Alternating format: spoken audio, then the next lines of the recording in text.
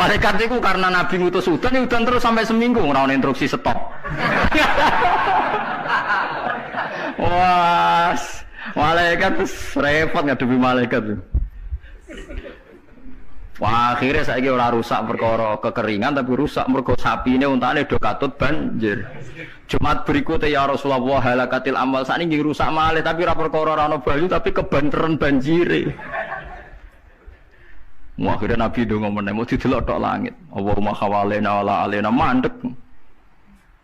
Mulane Abu Hanifah itu menolak sholat istisqa. Dia bilang ketika Nabi dulu itu tidak istisqa, cukup sambil khutbah beliau donga. Tapi Nabi mandi kan rasa istisqa, rasa lapangan, rasa macam-macam. Nabi sing so nandingi Nabi sinten. Nah kita kan akeh-akeh ra mandi ya. Satu ilmiah sithik wae. Iki rong musim yo enteni sabar. Wis ngono jujur wae. Allah kagungan adat ana musim Shawaif, Rabi', Kharif. Musim piro sekawan iki ana falak ya. Napa? Iya sekawan iki. Kharif. Kula ora Arabe Kharif, Rabi', Syita, Shawaif. Rabi ku bojo ngene kok. Ora rendeng ya ora ketiga apa kan? Semi, ora Eropa kan ora mareng ya, mareng. Rabi' labo, Syita musim hujan, Shawaif musim ketiga. Difahami terus dadi kiai ku angel. Mulane ulama-ulama sakniki sering berdebat ngoten. Yang penting itu orang 40 mendengar atau khotibnya memperdengarkan. Makanya suara muadzin itu kita menjawab suara muadzin pas suara speaker. Karena kalau sekarang rusak kabeh. Sama delok teng kitab fikih misalnya teng Fathul Wahhab, teng Fathul Muin. Orang itu wajib mendatangi Jumatan sejauh mendengar suara muadzin. Nah, sejauh mendengar suara muadzin. Asumsinya muadzin itu di menara yang tinggi, ma'hudu is-sauti, suara itu enggak bising. Berarti kira-kira itu hanya sekitar 500 meter. Ngatos lagi lho, Pak. Mboten nganti kan. Saiki suara nganggo speaker bianter 3 kilo wae. Krungu, wong nek sound sistemnya apik. Apa wong sing krungu 3 kilo wajib Jumatan di tempat situ, wong di situ yang memperdengarkan 3 kilo nyerang daerah lain. Ya ta ora. Sampeyan ora tau mikir ngono to, wong ora tau dawuh ahli fikih. Mulane sakniki menara rapati payu Kang dhisik Rasulullah ngutus menara mergo muadzin menek Kang kados menara Kudus iku riyen muadzin iku menek. Saiki menek ngos-ngosan tok tetep ae padha wae wong ngono nganggo apa? Speaker. Saiki gawe menara, speakere gak kok menara, wonge ning isor. Riyen niku bedhug kaya menara Kudus gak kok dhuwur, Kang. Muadzine mendhuwur, bedhuke dituthuk. Saiki gampang, Kang. Speakere ning dhuwur, bedhuke ning isor dituthuk nganggo mic. Wes. Nah, mulane iku al-hukmu yaduru ma'ilatihi wujudan wa adaman. Hukum iku nak masalah hukum-hukum sosial ngoten berubah sesuai alasane. Si alasan wujud, si alasan ora ono. Perkarane nak nuruti modern nggih.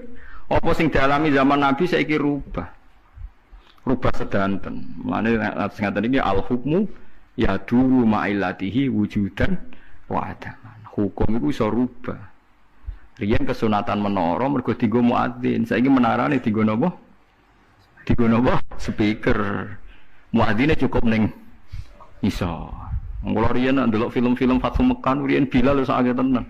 Pertama adzan teng Mekah niku ora ono menarane. Bilal menek Ka'bah. Mergo anane nggon dhuwur nggih napa? Menek Ka'bah. Klambine dicuwoplok menek terus wazan.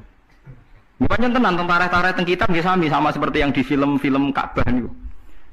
Mulane wonten tiyang kafir nembe masuk Islam tapi ijek sombong. Muni ngene, bejo bapakku wis mati.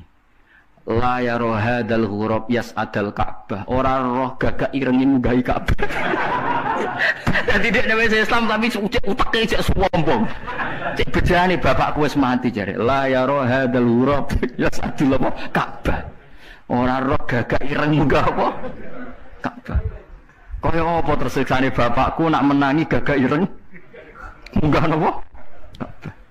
Utek elek. Wis Islam padahal iku kan. Cuma napa? Uteke cek utek kafir maksudnya. Cek sombong apa sih? Nganyaran napa? Ajaran Islam. Paham ya? Jadi kalau suwun sampean nggak usah pesimis. Memahami Quran itu bisa. Kalau kita tidak bisa detail kayak ulama, setidaknya bisa secara dialeke umume wong. Ya kalau balen dialeke umume wong. Dialeke umume wong misalnya ngeten contoh yang paling gampang ya. Wong lu nak kawin, terus pegatan. Niku nak sedurunge pegatan itu dikeloni, dijima lah kemana di hubungan intim. Misalnya malam, saat ini malam apa? Senin ya. Zaid malam Senin masih menggauli istrinya. Rumah nggih, Zaid malam Senin masih menggauli apa? Istrinya. Dijima hubungan intim. Dalah esok itu pekerangan, esok itu tukaran ekstrim terus pegatan.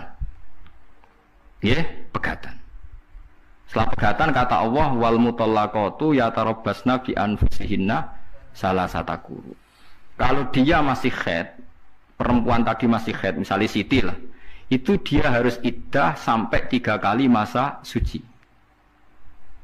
Kita tidak paham sirinya seperti itu, tapi kita tahu secara dialek sosial.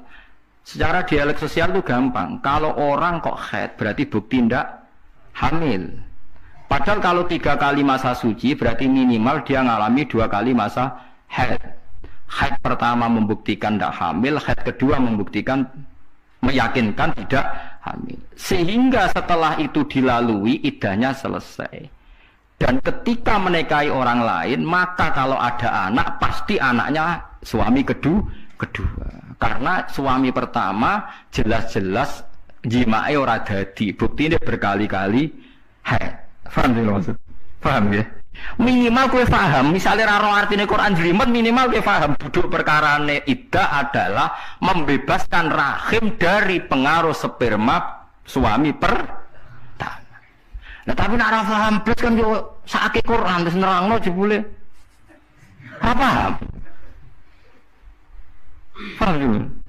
Mau ulama lah ya termasuk sifatnya Quran kan wa kitabim mubin. Lah ya Quran sing memberi penjelasan. Berarti khotib yang bersuara memperdengarkan.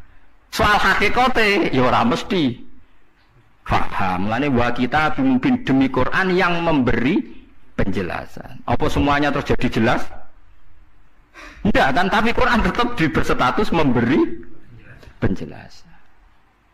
Lalu kalau ulama jeng ben ketemu pangeran mau kepengen ibadah ngeten iki. Kalau tahajud ya ora yakin ditampa selain arang-arang. Kalau mau kepinginnya ketemu pangeran, nak Allah nyifati kitab mubin menjelaskan. Ya aku sebagai ulama, sebagai umat Rasulullah kepengen duwe amal menjelaskan. Itu tadi kalau baleni malih. Kalau anda tidak paham detail sebagaimana fahamnya ulama, minimal kowe roh logika yang dibangun Al-Quran, hujah. Ya aku mau malam itu jadi jima. Esok tukaran atau 2 hari lagi tukaran, jenenge wong urip. Tukaran sampai cerai. Kan potensi bahwa mani tadi jadi. Ternyata berkali-kali haid sampai 3 kali, berarti maninya tidak jadi. Kalau tidak jadi ngalami 3 kali masa suci, berarti iddahnya selesai. Nah sampai nakal, anak mani ini jadi Gus, berarti iddahnya nunggu kelahiran. Karena setelah lahir berarti rahimnya bersih. Berarti mani yang ini jadi dan anak ini anaknya suami pertama. Setelah lahir dia kawin. Ya nanti kalau punya anak berarti anaknya suami kedua. Lah kita paham, logika sosialnya paham. Tujuan iddah adalah suami kedua kalau menjima atau hubungan intim jelas-jelas anaknya suami kedua. Sekarang andai kan tidak ada iddah. Malam Senin dijima ambek Zaid. Esok Siti dipegat, malam Selasa dirabi bakar, dijima meneh, isure pegatan meneh, malam ke-3 rabi meneh, terus ususe ada anak-anaknya sapa jajal? Muni anaknya yang pertama ya rawan radati, anak kedua yang ketiga, kan gak jelas. Terus kita takok, wong kok DNA Gus, wae kesuwen agama ono ngentesi DNA apa? Agama ku mau bingung ben jelas baru atur rahim ada iddah. Ya ada napa? Lah iku maksude Quran. Dadi mulane kula nate roh berita ya, orang medis Israel. Itu ada yang masuk Islam gara-gara kagum teori iddah. Dia membuktikan betapa detailnya Islam masalah nasab. Kok apike koyo ngono Islam. Wong Israel padahal yang Yahudi. Dia tuh kagum sama aturan apa? Iddah. Assalamualaikum warahmatullahi wabarakatuh. Selamat datang di Santri RJ. Nabi Muhammad berkeinginan untuk mencari cara dalam memberitahukan waktu sholat, namun beliau belum juga menemukannya. Kata seorang sahabat, Abdullah bin Zaid, pada masa-masa awal di Madinah, umat Islam berkumpul di masjid untuk menunggu datangnya waktu sholat. Namun, ketika waktu sholat telah datang, tidak ada seorang pun yang memberitahukannya. Mereka langsung sholat saja, tanpa ada penanda sebelumnya, seolah seperti tahu sama tahu. Namun, seiring dengan berkembangnya Islam, banyak sahabat yang tinggalnya jauh dari masjid. Sebagian lainnya memiliki kesibukan yang bertambah, hingga membuatnya tidak bisa menunggu waktu sholat di masjid. Atas hal itu, beberapa sahabat usul kepada Nabi Muhammad agar membuat tanda sholat, sehingga mereka yang jauh dari masjid atau yang memiliki kesibukan bisa tetap menjalankan sholat tepat waktu. Para sahabat Nabi memiliki usulan yang beragam sebagai tanda masuknya waktu sholat. Ada yang mengusulkan agar menggunakan lonceng sebagaimana orang Nasrani. Ada yang menyarankan menggunakan trompet seperti orang Yahudi. Dan ada juga yang merekomendasikan untuk menyalakan api di tempat tinggi, sehingga umat Islam yang rumahnya jauh dari masjid bisa melihatnya. Semua usul tersebut ditolak. Ketika kondisi umat Islam buntu seperti itu, dikutip dari Sahih Nabawi Ibnu Hisam, seorang sahabat bernama Abdullah bin Zaid menghadap Nabi Muhammad. Ia menceritakan bahwa dirinya baru saja bermimpi melihat seruan azan pada malam sebelumnya. Dalam mimpi tersebut, Abdullah bin Zaid didatangi seorang berjubah hijau yang sedang membawa lonceng. Semula Abdullah bin Zaid berniat membeli lonceng yang dibawa orang berjubah hijau tersebut untuk memanggil orang-orang kepada sholat. Namun, orang tersebut menyarankan kepada Abdullah bin Zaid untuk mengucapkan serangkaian kalimat sebagai penanda waktu sholat telah datang. Serangkaian kalimat azan yang dimaksud adalah Allahu Akbar, Allahu Akbar, Allahu Akbar, Allahu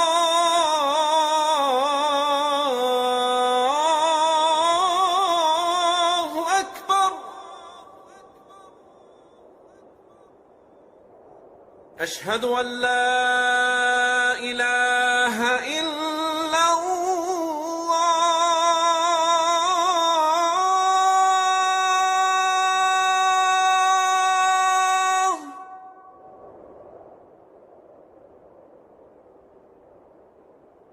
أشهد أن لا إله إلا الله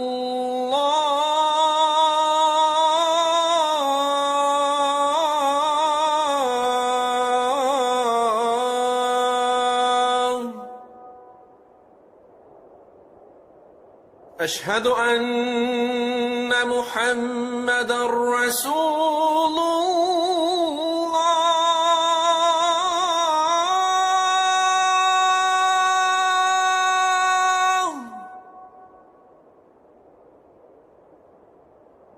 أشهد أن محمد رسول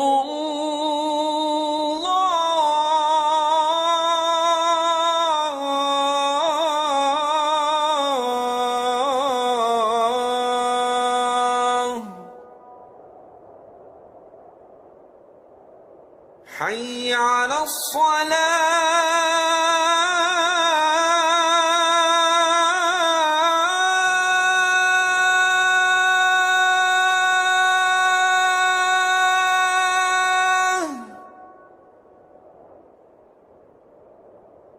حي على الصلاة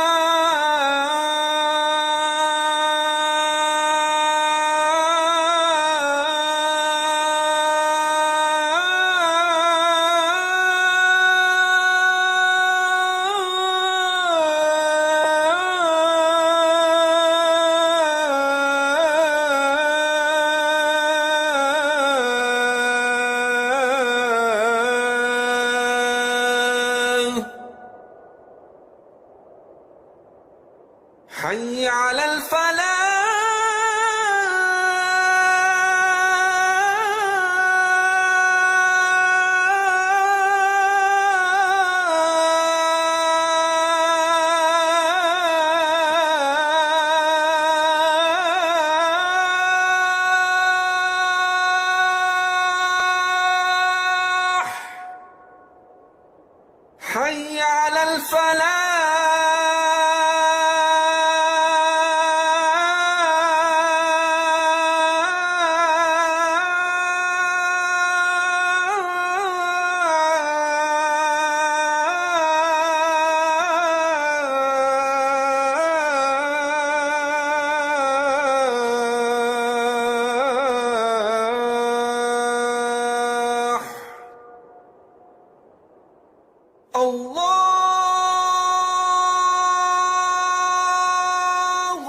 أكبر الله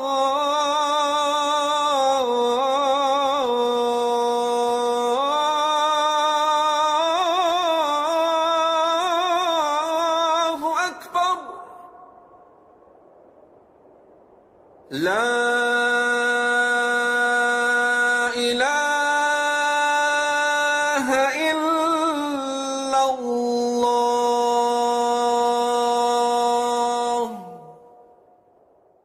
Nabi Muhammad kemudian meminta Abdullah untuk mengajari Bilal bin Rabah bagaimana cara melafalkan kalimat-kalimat tersebut.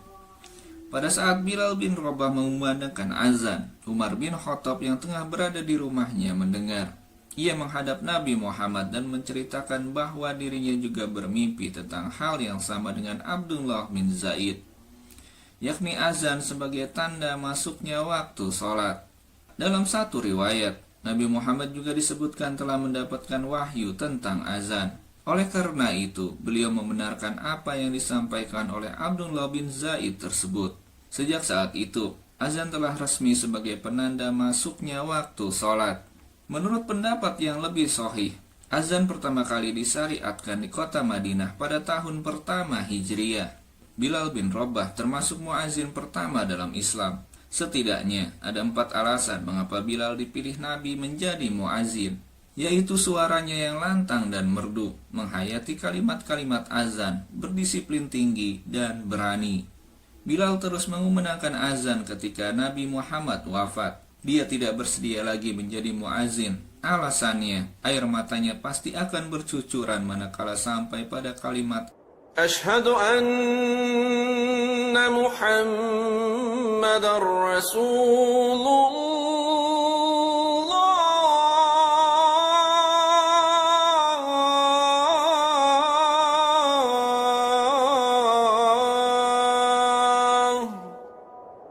sehingga membuatnya tidak kuasa melanjutkan azan. Namun, saat Khalifah Umar bin Khattab tiba di Yerusalem, Bilal diminta untuk azan sekali lagi. Dia menyanggupi permintaan tersebut. Menurut Syekh Abdullah As-Sarqawi, Nabi Muhammad pernah mengumandangkan azan sekali, yakni ketika beliau dalam sebuah perjalanan. Ketika sampai pada syahadat kedua, Nabi Muhammad mengumandangkan أشهد أن محمد رسول الله.